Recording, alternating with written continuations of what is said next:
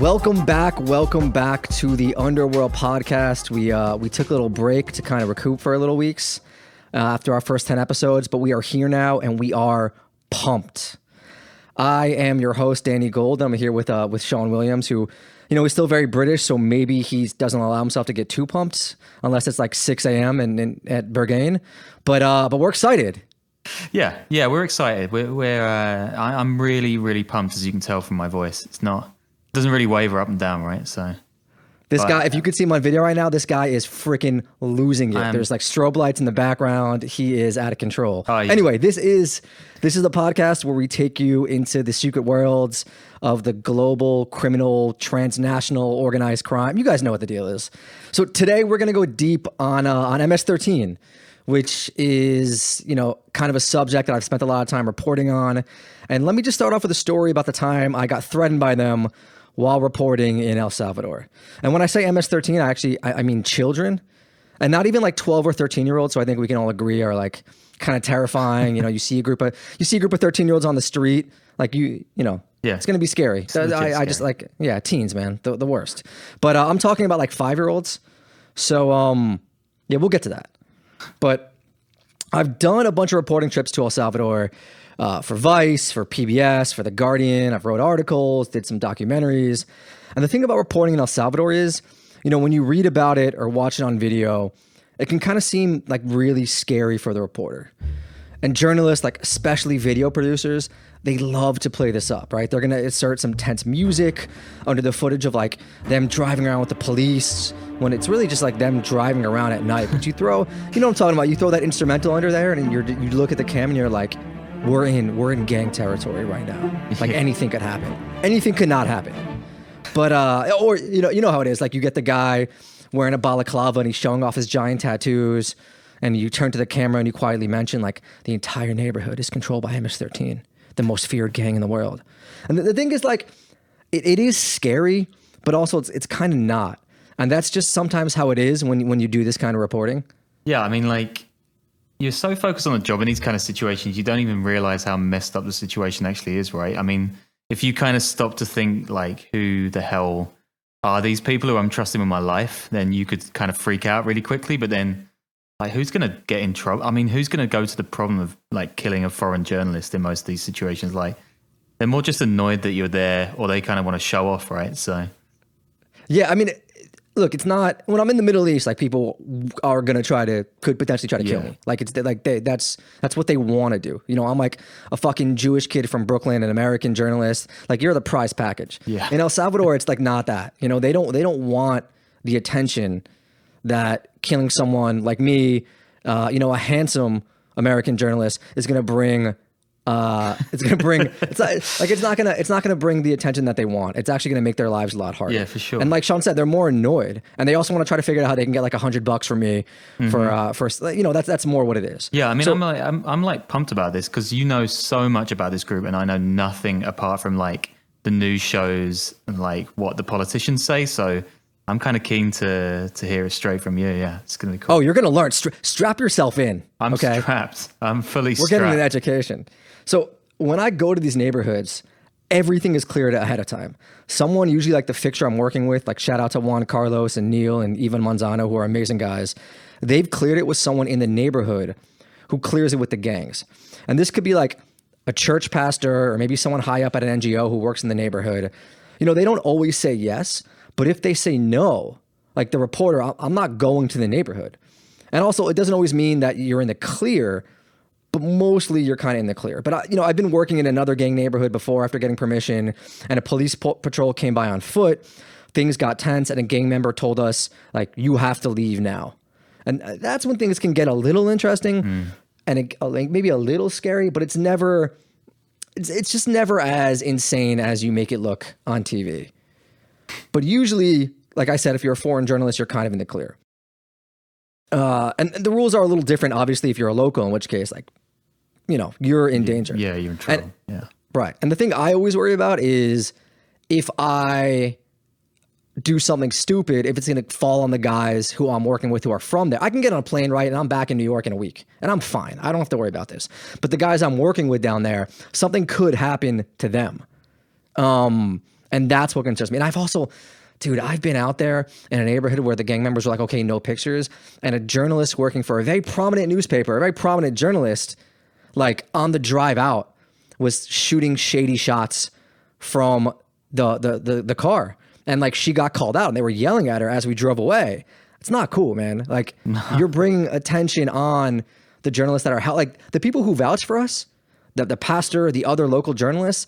It's not going to fall on us. It's going to fall on them. That was I was in I was in a war zone once, and there was some like weird influencer that got on the junket for some reason in the embed, and they were like, they had one of those selfie sticks, and they were doing like little TikTok videos or whatever to camera, right where people were like shooting along an alley and stuff. That's fucking crazy.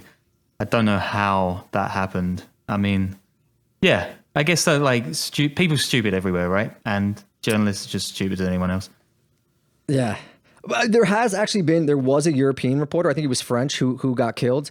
He had made like one of the craziest documentaries about 18th Street Gang, who we're going to talk about too. Just like embedded with them for months, I think years even. And the documentary came out. This was 5-10 years ago. And then he came back. And the same guys who made the documentary about killed him. But for the most part, 99% of the time, you're mostly safe. Anyway, I'm digressing a bit. I know you guys want to learn about MS-13. We're gonna get there. So this particular time with the kids, I was with Neil, who is like the go-to guy in El Salvador. And we had the permission of a church group who was helping to put on like a community health fair. And one thing the gangs like MS-13 and 18th Street always do is they complain the government is neglecting their neighborhoods, which is true, not providing them with resources or services. But at the same time, like if anyone wants to go in there and do something good, whether it's like a government agency or an NGO, the gangs just like make it a nightmare to get permission. Which I mean, like, come on, like you can't have it both ways, you know? If you're gonna complain about that, let somebody come in and do good. Anyway, I'm working on this doc I made with Neil about how the only way out of the gang life is to become a born-again Christian in the evangelical church. And we had permission to be there, but you can't push your luck. And unfortunately, like we pushed our luck.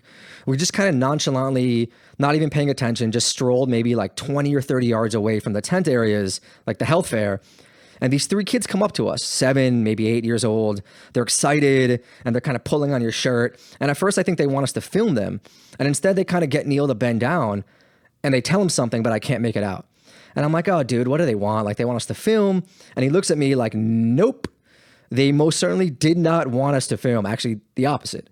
They issued a warning. They told him, and then they pointed over there to like an area maybe 100 yards away where there's a group of people. And they were like, those 3 gang members over there, they're going to beat your ass if you go any further. So yeah, we did not go any further. We turned around and we made a hasty retreat back to the little health fair. God, it's kind of tragic how kids so young are like hard into that life, right? I mean, I remember a guy in Nigeria telling me he got mugged by some like 10-year-olds in a gang. It's pretty sad stuff how like everyone is involved in these groups, right? Oh yeah, I mean these kids get recruited at 9 or 10 years old, and like some of the scariest gang members are like 14, 15. It's nuts. I mean El Salvador, man, you just never. Like you never know what you'll run into. All right. So we are here to talk about MS-13 and also about 18th Street, who is their rival, who just don't get the same press, man. You know, like they just don't have the comms guy working it. But they basically function in the same way. They've actually fractured into 2 separate gangs, 18th Street Southerners and 18th Street Revolutionaries. We're going to talk about how they make money, how they operate, face tattoos, machetes, all that good stuff. But first, we're going to bring you up to speed on how these gangs came into existence and how they took over. And I like this quote from an Insight crime paper, which if you guys don't know them, they are like the premier crime reporting group in Latin America. They're amazing. Go to their website, look at some of their stuff if you have a chance. And this is their quote. The gangs have persisted for 4 decades without a master plan, an all-powerful leader, or a reliable source of income. The core membership consists of teenagers who communicate mostly via text message. Its principal communication strategy is conveyed with spray paint. Its leaders are in jail. Most of its members did not complete high school. And the gangs they're just this wild contradiction. They're poor, relatively anarchic. They're also firmly controlled. They're mostly just street thugs, but it's recently been uncovered that the upper echelons are obtaining more and more political connections, taking bribes from mayors and even the president maybe, and sometimes coordinating with political powers over elections. They're broke. They're living hand to mouth. They're extorting bus drivers and papoose shop owners for dollars, yet they're also making tens of millions of dollars. I mean, what's papusa? What's that? Oh, fucking this kid. Pupusas are like a flatbread sort of thing with like beans in the middle, but sometimes other fillings, and they're delicious. I guess they're like the Salvadoran version of a taco, I would say. Right. Or like a double if you've been to Trinidad. Wow. Investigate this, man. Like get in. I mean, there's got to be a place in Berlin. No, but I guarantee there isn't. But yeah, that sounds fucking amazing. That's a business venture. If you guys go to our Patreon, patreon.com/the Underworld Podcast, put some money in, then Sean can open up a papoose shop in Berlin. Shop. Yeah. Yeah. He can pay off some of the Berlin clans so he can keep it running. But like, don't forget, patreon.com, the Underworld Podcast. Help us. We hope you help us keep doing this so we can actually. That was so smooth then. That was going so smooth. Anyway, the gangs, man, they're confusing. Like even people who study them have said they often really can't pin things down because there's inherent contradictions in everything about them. But let's try. So the gangs themselves, the numbers we get is that there's actually 60,000 active gang members in El Salvador, with another 500,000 people in the country who are connected to them, whether, family members or something of that nature. And this is a country of a population of just 6.5 million. That's crazy. Right. You can see how much the population is really connected to these gangs and how just sort of entwined in society they are. And the gangs, they actually started in Los Angeles, like not in El Salvador. They are 100% made in the USA, baby. And in the late 1980s, El Salvador was going through a brutal civil war between communist guerrillas and a right-wing government backed by oligarchs, conservatives, and the United States. And things got hectic. I mean, the war actually really starts when a death squad kills an archbishop in his church while he's speaking. Ouch. That's Oscar Romero. You guys can look him up. He's an amazing guy, liberation theology, all that. But that should give you an idea of how messy and just kind of massacre the whole thing. Massacre is an adjective that tells you a lot about where we're going with this. Yeah. Yeah, I mean, that's par for the course, right? So it's not that also the leftist guerrillas didn't commit war crimes too, but the right-wing government military and death squads just did so at a much larger level. So as the civil war tears up the country, hundreds of thousands of Salvadorans flee as refugees. And I think it was something at one point, 25% of the country who had done that. And most of them head to the United States, and many of them end up in Los Angeles. And there was already a small number of Salvadoran gangs in existence there, among them MS-13 and 18th Street, but they were small scale when this happens, sometimes just a group of friends who partied together. Seriously, MS-13 was nothing more than a bunch of dudes who sometimes got into fistfights, sold small amounts of marijuana, and listened to heavy metal. They had long hair, they wore ripped jeans, they blasted Judas Priest, and they drew devil symbols like on their notebooks. Basically like Sean in the 90s. Hey, yeah, fair enough. Move on. They were like fucking characters from Fast Times at Ridgemont High, and they were actually called the Mara Salvatrucha Stoners at first. That's like a great desert rock band group name. Yeah, that's awesome. Things changed. 18th Street was a little different. They had formed originally as like a Mexican-American gang in the 1960s, but they were actually very progressive, inclusive, if you will, ahead of their time. Any nationality could join. I think they even had some Romanians up there at one point, but eventually they just grew to be mostly Salvadoran. And all these poor Salvadoran refugees are arriving in Los Angeles, and they end up in these really bad neighborhoods that already had a heavy gang presence. And LA in the 80s was crazy with gangs and gang violence. We're talking about the days of Colors. Something like 600 murders a year were gang related. Is that like low? Is that like a lot? I feel like LA is so violent from what I see on the TV. Like, is it that crazy? Like, was it that bad at the time? I mean, in the 80s and 90s, it was probably, I don't think it was like the top murder place in the US. There were a lot more cities that were worse, but it had that gang culture, which is where a lot of this came from. Mm-hmm. And a lot of the crimes were gang related. But this is also, I mean, LA now is not even close to this, right? Like the murder rate there is for the US is very, very, very low. Right. But yeah, back then it was wild. And these Salvadorans, they're the newcomers, and they're getting picked on and attacked by all these other gangs, especially the Mexican and black gangs that dominated these areas. So the Salvadorans are like, screw this. We're going to form our own gangs for protection. And they grew as more and more refugees poured into LA. Some of them battle scarred, they had experience fighting in a war, they were traumatized. And the Salvadoran gangs went from knucklehead stoners to something a lot more serious and terrifying, especially after they really got into the idea of using machetes. Shout out to Robert Evans and Behind the Bastards. So the name, where it comes from, Mara actually translates to like an abbreviation of a type of vicious ant. And it used to be slang for a small gang or group of friends. And salvatrucha, they say, could mean slang for guerrilla fighters from back in El Salvador's history, or just salva as shorthand for Salvadoran. And trucha was slang for, I think, staying alert. The 13, again, disputed. Some say it was chosen because 13 was like this cool, evil number. Others as homage to the Mexican mafia, which rules all the Latino gangs in Southern California. MS-13 eventually had to pledge to them in like the state at least. And El Salvador these days, people are so scared they no longer say the names of the gangs. They just call MS-13 the letters and 18th Street the numbers. Jesus.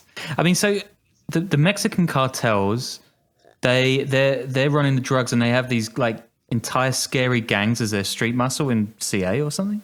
No, Mexican mafia is something different. They're not a cartel really. They're a prison gang that just got so powerful that they oversaw everything there. So they like, if you're a Latino gang in LA, you have to pledge allegiance to the Mexican mafia.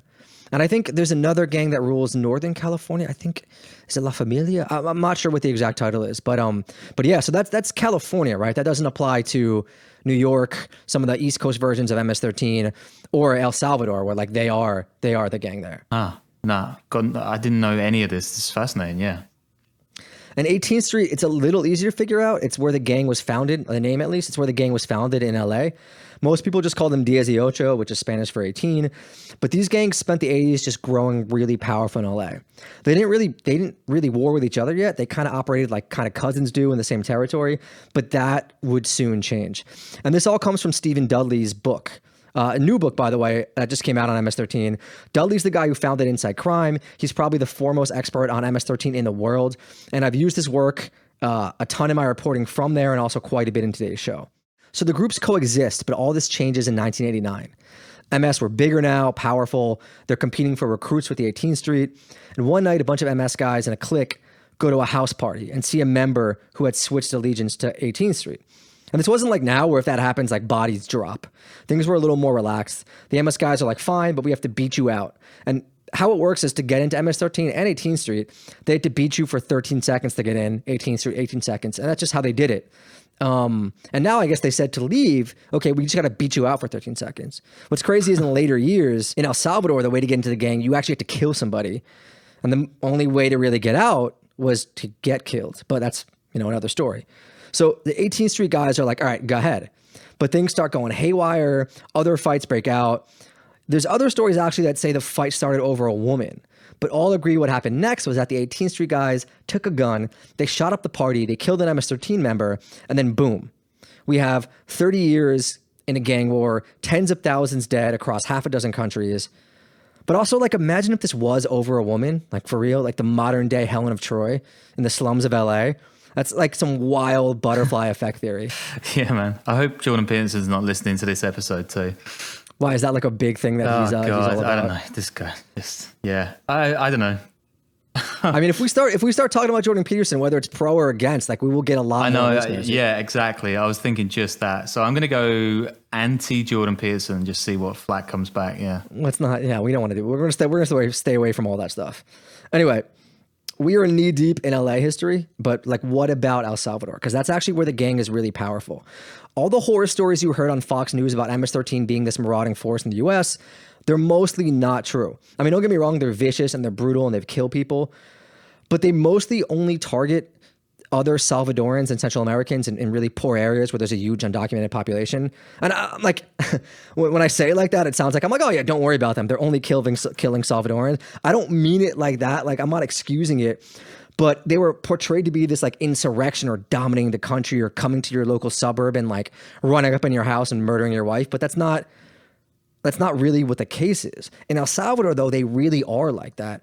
And the people who come here to America, these undocumented people who are getting turned back, who we're deporting, who we shut down on the border, like, they're the ones running from them. And we just like, it's really anger inducing to send, anyway, whatever. We'll get to that. Back to the story. What happens is in the late 1980s, the U.S. starts deporting gang members arrested for crimes back to El Salvador. It starts really small, but it really ramps up in 1996 when the government passes new laws allowing them to send arrested gang members back for like even more laws that were broken or infractions or crimes that were charged. And what happens when you send like a ton of criminals, some of them gang members, back to a country that's been devastated by a decade-long civil war that only ended in 1992, one where there's like a real vacuum of power and weak state institutions, like they're going to set up shop and they're going to do the only thing they know how to do, which is, gang, gang, gang. I mean, so the US starts this civil war, starts the gang, then sends the gangsters back to the war zone and refuses to let their victims back in, right? Listen, you limey bastard. Okay, I'm not passing judgment. I'm not passing judgment. I'm just stating the facts. 1776, baby. Okay. No, yeah, I don't think the U.S. actually started the Civil War. They were involved in funding it and fighting it. You had, the Cubans and whoever else funding it on the other side. It was part of the Cold War. Yeah. Which the U.S. funded a lot of really dirty parties. So they were actively involved in training the right-wing death squads and some of those military officials. But I don't think you can say they started the war. But yes, they sent the gangsters back, not to the war zone, but to the sort of, I guess they did send some back, very small amounts during the war, but afterwards, when the country was not really functioning well. And yeah, right now, we are refusing to let the victims in. So hundreds of thousands of criminals are sent back to the Triangle, which consist of Honduras, Guatemala, and El Salvador. Surprise, those are the countries with like the really high murder rates where the gangs are really active right now. Nearly 100,000 alone were sent to El Salvador over the years. Obviously not all gang members, but enough were. And while there were already small gangs there, they hadn't seen anything like these guys coming from LA. Things started off small in El Salvador, but the LA guys, they really built it up. They got some money, they expanded, they got guns, and they started killing. MS-13 wasn't this organized hierarchical organization though. They still aren't. They were all these different cliques like crews. And there was very little organization in the early days, and there still isn't much now. But they did get a bit more organized, and that starts in the prisons in the late 90s, as Dudley explains. A lot of the OGs from the States get sent to prison in El Salvador, and, they want to get organized. So they formed a committee, and it's called La Ranfla. I can't roll my R's. I'm sorry, people. Like, no. I can't do it. I could do it with the German R, and that's about as good as I can get as well. So they get organized, they institute rules. This is the year 2000, and they end up ruling the prisons, which is a powerful thing. Because, some of the most powerful gangs in the U.S. are ruled from prisons because guess what? Most gang members and violent criminals are going to end up in prison. So if you control there, you can kind of control things on the outside. Yeah, and like loads of gangs around the world are actually quarterbacked from prison, right? Like the favela gangs in Rio, like meth gangs in the Philippines that I've covered, like they're kind of big guys are all kind of pulling the shots from prison. It's crazy. It's like, I'll put some stuff in the reading list for the Patreons, actually. There's some cool stuff on that. MS still didn't have a ton of control on the outside or in the States for that matter, and they actually never really got this sort of uniform control.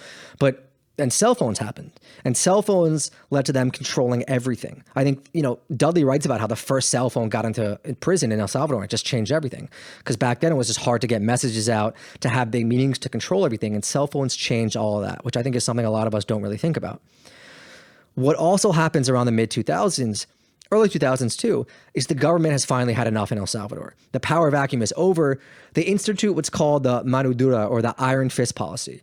A super tough, no-nonsense approach that is just cracking down on the gangs hardcore, arresting everyone, shooting shit up.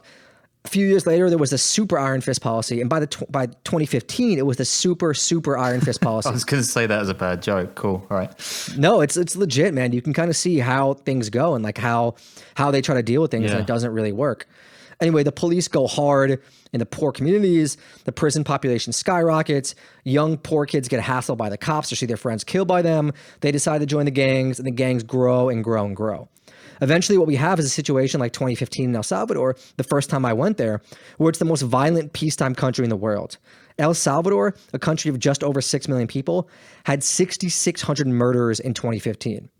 New York City, with a population of 8.5 million, had approximately 350 murders the same year. Yeah. At one point, there were 30 murders a day some months in El Salvador, which is just wild for the numbers. El Salvador had a murder rate that year of 101. Chicago, which we hear all about, has a murder rate of I think it hovers around 20, maybe 25. Wow. That's crazy. Yeah. That is absolutely insane. But the thing is, these gangs, they're not the cartels. They're not even close to organized crime. Every time they try to really get organized, from El Salvador to the States, they fail. They're not bringing in hundreds of millions of dollars. They don't function in the same way. The cartels don't even really trust them to be capable enough to help transport cocaine up through El Salvador because they're so wild and anarchic. They aren't even, they're not special forces soldiers or commandos like the Sinaloa cartel or the Zetas or anything like that with AKs. A lot of them are skinny teens just living in poverty. That's the other thing too. There are some higher ups getting rich, no doubt, but nobody here is buying these giant crazy mansions or private jets. Most members can barely feed themselves. The level of organization doesn't compare to real organized crime groups either, though they're definitely organized enough to control inside these communities. And in parts of El Salvador, they're basically like a state within a state. Anybody who enters a neighborhood they control, they know the second it happens. Everyone is on these WhatsApp groups. Everything is done through WhatsApp too, which is crazy. Everyone is a lookout, an informer, an antenna, sometimes they call it, from the 9-year-old on the corner to the old lady cooking pupusas at her little market stall. I've gone to the markets downtown, the big markets in San Salvador, to interview people, and nobody will talk to us on camera because there's always somebody watching. And they're organized enough where they can ambush police officers outside their homes and kill them, though it does happen, but they rarely take on well-armed officers face to face. This is pretty dystopian now. I mean, I can't imagine the cops are solving many of those those 30 murders a day either, right? I mean, they are not getting solved. Also, it's super interesting, right? Because I did a piece recently on how Telegram and other groups were helping freedom protesters in Belarus and stuff, and then for every one group of them, there's a gang or a terror group, or there's the next day you'll read something about how they're using encrypted services to kind of just build these crazy tight gang networks all around the world as well. So I guess it goes by for us. It's not even encrypted here. A lot of it's on WhatsApp. I mean, there are death squads that operate over text messages and WhatsApp and things like that. What do you reckon their logo is? That target the gangs. It's definitely a Punisher skull. I reckon every death squad currently operating in the world is Punisher logos. There's probably some 50-year-old assassin that's just sending shit memes all the time. Everyone's telling him to shut up. God, the memes are awful. But these days, when you go to gang neighborhoods in El Salvador, you don't really even see the gang members. Seriously, I think there's this misconception that these guys with face tattoos are posted up on street corners with AKs, but that really couldn't be further from the truth. And it's all from that damn Nat Geo documentary from 10 years ago. People in El Salvador will talk about that documentary and how it just changed this entire perception and the most dangerous gang in the world, which is kind of an exaggeration and all that. But first off, gang members, they're not really getting those massive tattoos on their face. That practice ended years ago. Because even the gangs realize that if you get a 13 or an 18 painted on your face from your chin to your forehead, that's a nice target for a cop or for an enemy, So the leaders told them to not do that. And they also told them to stop dressing like hoodlums. So these days you're more likely to see a newer gang member with what would be considered preppy clothes and windswept bangs than to see one with baggy jeans and a large MS covering their forehead. I feel like I'm getting cheated now. I have this image in my head and now I've got these preppy school kids from the States in my head. I mean, I want the tattoos. I want the guns. I want all this crazy shit. Oh, they're still there. I mean, every editor I've ever gone down there to make a video for was just bring me face tattoos. That's all any editor wants is bring me photos or videos of guys with face tattoos. And you'll find them in prisons or in jails or guys that have left the gang through the church and all that sort of stuff. But yeah. I mean, I think of all the things you said in this episode, that's the most telling one about the media so far. Baby, we're peeling the layers back, man. We're showing you how the sausage gets made. 4-4 has been smashed. Yeah. In fact, aside from prearranged interviews and police roundups in jails and churches, there's only one time I think I've actually came face to face with an active MS-13 member. And it was what they call a palabrero, which translates to the one who holds the word. It's local leader. I was with this church pastor who was trying to save gang members, convert them to evangelical Christians. And we're walking through this extremely heavy MS-13 neighborhood. It could look like any normal poor neighborhood in Latin America. You've got people walking back and forth to, their jobs, grandmothers with babies on their laps, teens playing soccer, stray dogs digging through garbage. Yeah, this is your long reads piece, right? Because that's so good. People should read that right after they listen to this. We'll put it on the Patreon. Yeah, this is sure. I did this for, and I did a documentary for The Guardian on this. 2 million views, baby. So we're in the we turn a corner and we're getting to this poor stretch of the neighborhood. It goes from like, you know, cobblestone or paved streets to dirt roads and like shanties with the aluminum roofs. And we come face to face, like right when we turn a corner, with 3 members of MS-13. And it's kind of like running into a bear in the wild, you know, like they're shocked to see us. We're shocked to see them. Everyone's startled. And also they can kill me with sharp things. So if they wanted to. And at first, nobody knows what to do. The dudes are just like sitting on this dirt road in metal folding chairs, t-shirts and jeans, like not doing much of anything. You couldn't even identify them as gang members except for the MS-13 tattooed on the leader's hand between his thumb and his forefinger. And eventually, like the pastor just kind of clears it and we're free to walk, but definitely like a total mood ruiner, you know? Yeah. Really, really ruins the vibe of the day. And like, as we continue walking through, like things are cleared, right? Like I said, it's not super dangerous, not super scary, but the church guys with us are still kind of like looking over their shoulder and getting updates on what those guys are doing. So you never really know, even though sometimes you kind of know. I don't know, man. It's a contradiction. I'm just trying to tell it like it is. The gang members these days, they operate in the shadows, and they're scared not just of the opposing gangs, but of the police and these shadowy death squads that have been murdering gang members left and right.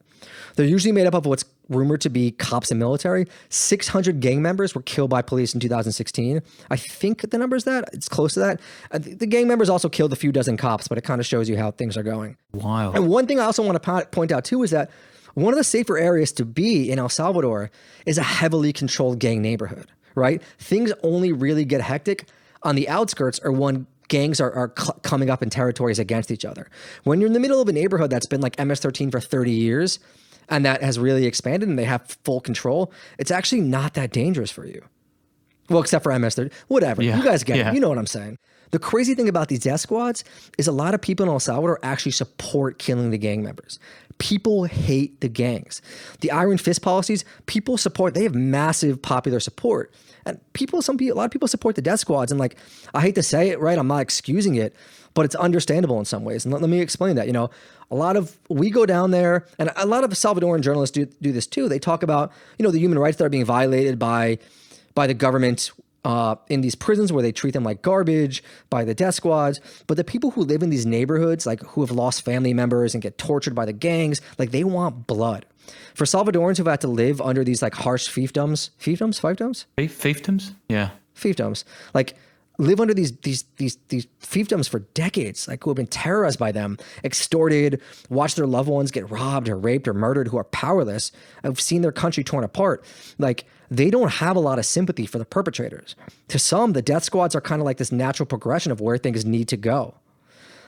I should also point out that in the poor neighborhoods too, people are terrified of the police, who also execute non-gang members who they misidentify and generally harass all the young people and assume they're all gang members. So is this thing literally all over the country? Like, are there any places that don't have these gangs in El Salvador? Is the whole place just like a giant battleground, or is it all over the region as well? I mean, that's a good question, man. Like, no, right? It's in poor neighborhoods, yes, a lot. Middle-class neighborhoods, rich neighborhoods, no, they have to have security. It sucks, though, too, because El Salvador is like a beautiful country, a beautiful culture, amazing beaches. And you can go, if you're a Westerner, you can go there on vacation, and you won't even have to think about this, right? Maybe you'll see some armed security guards at some nice hotels or whatever, but like it's not gonna get in your way. No MS-13 guy is gonna come after you. Like, go there. I mean, the backpacker communities, the beaches there, it's like the surfing is paradise, incredible. right? Yeah. And like, you're not in trouble. I mean, I'll give you an example. This is, again, like a contradiction example. There's La Libertad, which is these nice beach areas there. And I went and you're walking on the beaches there, and I have a lot of bad tattoos. And if you're in El Salvador and you have tattoos, like, you're in trouble. Because the gangs will come after you. They'll assume something or other. But I'm like, you know, a fucking gringo to the max. And I can walk on the beach with my tattoos with no problem. If you're Salvadoran, it's different. But what's interesting is, too, is that, like, there are, like, MS-13 and 18th Street, like, beach gang who, like, control the little like, markets on the beach and renting the chairs. And, like, you see these kids on the beach, and they're gang members, and they're, like, 12 years old playing in the waves, you know, wrestling with each other. They've got dogs they're playing with, and it's wild because they just look like kids, and they are kids. And, like, I used to joke about this with Neil because he lives right near there, and I was like, we could beat up these 5 kids, like, no problem. but they would come back and murder us with machetes. Yeah. It's just like everything is just such a contradiction. But yeah, they control the rackets on the beach. And that's kind of the wrong thing to say, I guess, if I was making the point that you're safe if you go there, if you're a foreigner. I don't know, man, but it's hard, because I talk about this. I go to countries, I report on the worst things about those countries. I could easily do that in New York. I hate that I give the impression that these places are wild. At the same time, you don't want to downplay how scary it is for a lot of these people in these countries when they're dealing with these gangs. Yeah. I mean, I'm sure these places are incredible. I've been to Nicaragua and Costa Rica, and they're both unbelievable parts of the world. Like, I don't know, man. It's pretty sad that we have to report on all the crap stuff all the time. Maybe we can do some reports on like, I don't know, Tibetan mountain hideaways and stuff. That'd be nice. Just do a side podcast called Nice Guys. And every one of the good life, every episode is like the follow-up to this episode, where it's just like the same communities, the same countries, but it's just like the dudes there who are just working 9 to 5 and barbecuing in their backyards and having a good time. Yeah, papooses. Sounds great. I would listen to that. I don't think other people would. I mean, I'll make it. I'll report it if someone wants to pay the money. Patreon.com/the Underworld Podcast. We will, if we get, if we go up to $10,000 a month, we will make that podcast. We'll go to the ends of the earth to do nothing for you. So yeah, who would join MS-13 or 18th Street, right? Everyone knows what they do and who they are. The gang war, it's been going on for like 3 decades now. The gangs have been operating for basically 40 years. They're multi-generational. You have children and grandchildren of gang members joining. But of all the gang members I've interviewed, nearly all follow this sort of typical road towards joining. They come from like broken families or absent parents, poverty-stricken neighborhoods, few choices for a future, little education. They get hooked on drugs or alcohol pretty early. We're talking like preteen. And then you mix in these feelings of like wanting respect or a way out of poverty, and the gangs, they provide the answer. According to a paper out by Florida International University in 2017, which I think Inside Crime was involved with, quote, Salvadoran youths keep joining the gangs as a result of problematic families, lack of opportunities, and a heightened perception of the deprivation of social respect and affection in their communities. And like, it's pretty simple, right? Like that's it almost sounds like the answer is too obvious. This MS-13 member who turned pastor who I interviewed told me, quote, when you're young, you need someone to listen to you, to respect you. That's what I was looking for, people to fear me and respect me. And he talked about joining the gang as if they were searching for a family or some sort of structure. His parents were drug addicts or absent, and he needed something. And Dudley, too, says the gangs can be thought of as a social organization more than a criminal organization. But in this paper, some of the gang members answer differently, and this is kind of the thing that I see a lot in gangs, whether it's El Salvador or St. Louis. Gang membership is about, quote, the excitement from hanging out with their peers and the development of respect and public recognition. And for lack of a better word, I mean, some join because it's cool and it makes them look cool and like tough. And then once they're in the gang and they're made to feel like the gang is the only thing that matters in life, they get fully indoctrinated into their new family. It's the gang over everything. It's loyalty till death and all that stuff that sounds cliche, but is very, very real. And yeah, in some cases, there are young people who are threatened with death or have their family members threatened with death if they don't join. If you're growing up in a gang-controlled neighborhood, there is a decent chance you won't have an option, or your other options will be flee or die. Yeah, I mean, it sounds like a terror organization. I mean, like it's just like unsurprising that young guys would get involved in these kind of things, right? You could work in a factory making peanuts, like living your life out and never get anywhere, or you could have some fun. You could probably take a bunch of drugs and alcohol and like go to parties and just be involved in these gangs. I mean, it's like, what's there to lose, really?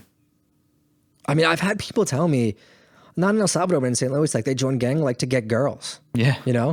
And like, it's just the truth. But the terrorism thing is interesting because in 2015, when I went to make this documentary for Vice, they were actually trying to classify the gangs as terrorist organizations, even though they have no ideology and anything like that, so that they could charge any gang member with like being a member of a terrorist group, which is crazy. Yeah. And this guy, Raul Mahengo, who was famous for helping negotiate this truce that we'll talk about, he was like, if that's true, then El Salvador has the biggest terrorist population in the world. Huh.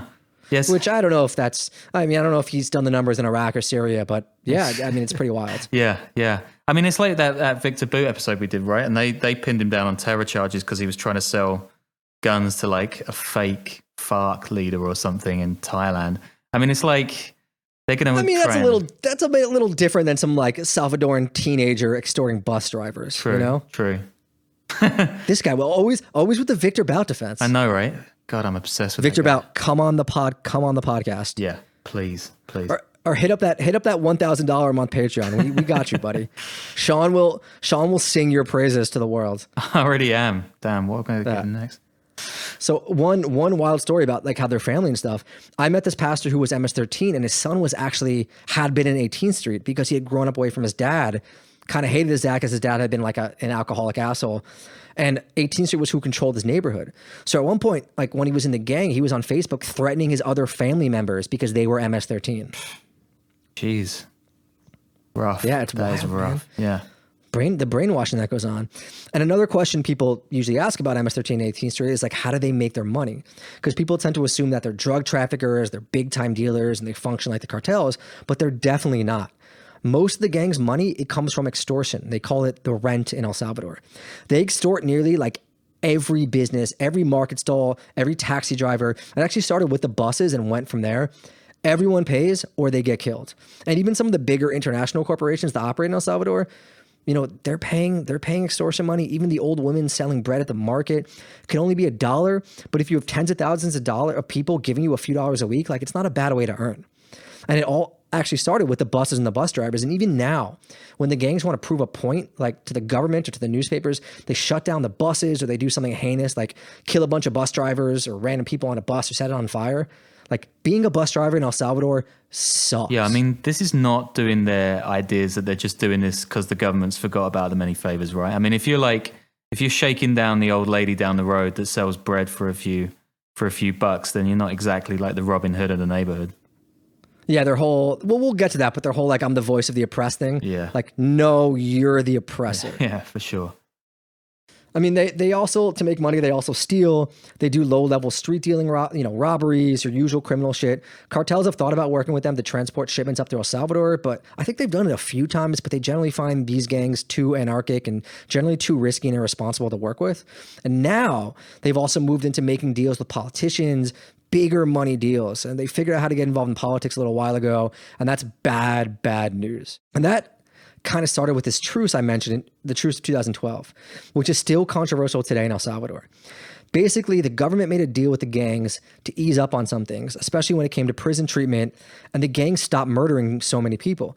The murder rates fell a lot, though disappearances went up, and some people thought, the truce could be a new way forward, that the cycle of violence in response to violence could be broken. Other people said that the truce actually empowered the gangs, made them legitimate, gave them time to recruit and build up their forces and expand, and they actually killed a lot of people. They just disappeared them. The truce began to fall apart in like May of 2013, middle of 2013, when this new justice minister, I think, or interior minister, kind of let it fall by the wayside a bit. And by 2015, it was completely over after they transferred these top gang leaders to a brutal maximum security prison where they had no contact and where they kind of got tortured, and that's when things really went haywire and the murder rates went through the roof. I mean, this is like really sounding like a terror group now, right? This is sounding like the Shabab and Hezbollah, like the kinds of deals that these governments have done with these groups because they got so big and out of control. I mean, this is sounds similar to me, like that kind of world. When I first went down there, it was during this time, and I met up with this guy, Santiago, who was a regional leader of 18th Street, and he's kind of a media darling. I think the New Yorker or the New York Times did like a big profile of him a couple years later and framed it like it was some exclusive interview. But I think a lot of journalists who go down there end up talking to Santiago because he's extremely articulate and probably the smartest gang member you'll meet. And to meet him, you arrange with a shady go-between. We parked on the side of the road and just kind of walked down this hill to this little barrio, little hillside slum, and the dude is just waiting in this house for you. And these guys, a lot of them, they're not super intimidating at first. They're like 5'2", 120 pounds, wearing dad jeans.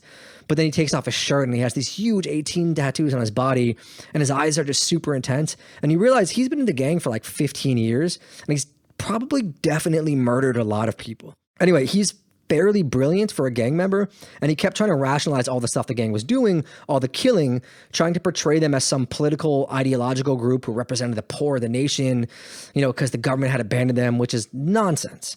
These gangs don't have an ideology except for get money and terrorize people. But he did make some good points about how their communities are abandoned, so that the gangs are the only thing left there, and they're feeling the vacuum of power and the place the government has abandoned. And he said to me, quote, "We haven't had a reconciliation of those involved in the war in order to bring the peace and tranquility needed to reconstruct the social fabric, harmony, and a culture of peace." He added, "So how are they going to blame me for breaking and rupturing something that I have no fault in having ruined?" Yeah, I mean, Like, I get what he's saying, but like, if a dog's dying on the street and I kick it, I'm not going to stand there moaning that the dog was sick, right? Like, I'm not sure he's thought this through that much. That's a good look at the metaphor right there. I mean, you're go. a writer. There we go. You are a wordsmith is what I prefer to go by. I didn't know where you were going with that, but that kind of nails it. Kicking dogs, yeah. Yeah. The other thing too is that the gang members love to point out is how corrupt the government has been. I think 3 of the last 4 presidents have been indicted for massive corruption involving millions and millions of dollars. And they're like, if these guys in charge break the laws all the time, like, why should we not do it? Like, we're broke. Yeah, I mean, that's totally fair. Like, if you believe that success trickles down, right, and crime doesn't, then you're a bit of an idiot, right? In 2018, I spoke to the Attorney General at the time. I interviewed him. And it's really simple the way he lays it out. He's like, the gangs are supported by the young who join the gangs because they get no support. There are no opportunities for young people, so they join gangs. And what is one of the main reasons that there are no opportunities? Corruption. The money that could be going to their communities is stolen. It's not like as sexy to talk about embezzlement as it is face tattooed gangbangers, but it all adds up. And this is a quote from him. The public money that they stole from taxes could have been invested in schools and hospitals in creating jobs for young people. Yeah, I wrote a story about the claim that, like, I think it was 1 in 7 tax dollars everywhere in the world is lost to corruption. So that's like, whichever way you look at it, that's just an unbelievable amount of money. And these guys are like, they're hardly begging for mansions, right? They just want a way to live and stuff.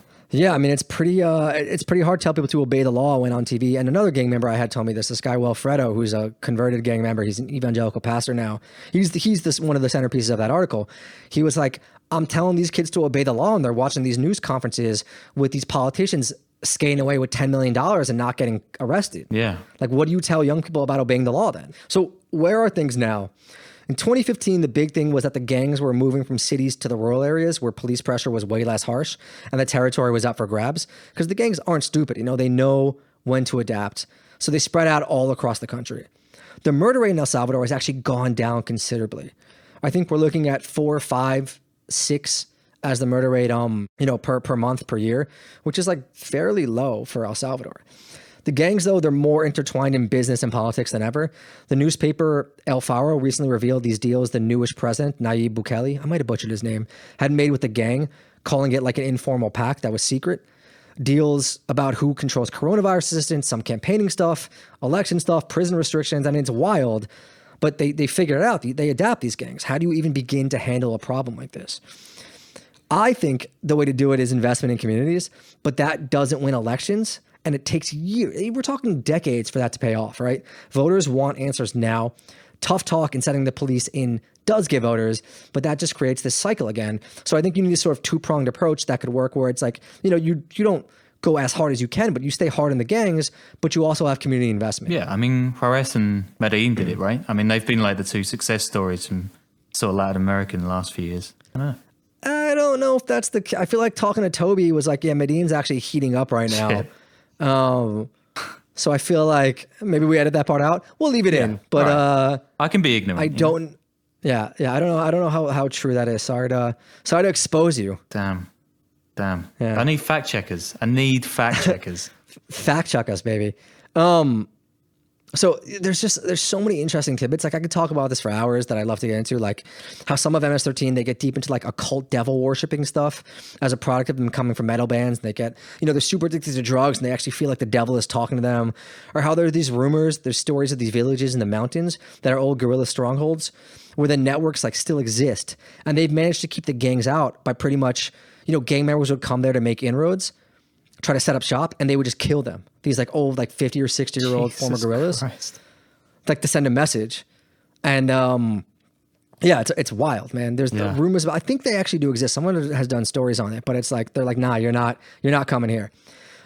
Or how the only way to really safely leave the gang is to become an evangelical Christian. And there are these pastors now with giant face tattoos who go around converting gang members, and how the gang members, if you leave the active gang members, they'll watch you. And if you say you found God and they see you out at night and you're, smoking a joint or out getting drunk or hitting on women, like they'll kill you. Like they keep an eye on you. I made a doc on that. Jesus. I reckon we should make a whole series on Central America. I find this stuff fascinating, man. It's so cool. Yeah, it really is. I mean, it's a fascinating country and there's so much to talk about with MS-13. But I think we've hit the mark right here. So maybe we'll do a follow-up and I'll get into some of the evangelical Christian stuff if you guys are interested in it, because people seem to love it. But yeah, we are back, man. We took a break we took a break after doing our 10 episode run. We've got more episodes coming up. Sean's got a crazy one next week. Please subscribe. Spotify, iTunes. We have a YouTube channel now that we're trying to monetize and all that. Patreon always helps. Patreon.com/the Underworld Podcast. I don't even care if you listen to interviews. Just like throw us some cash, man. Help us out here. Yeah, come on, guys. And yeah, until next time. Peace.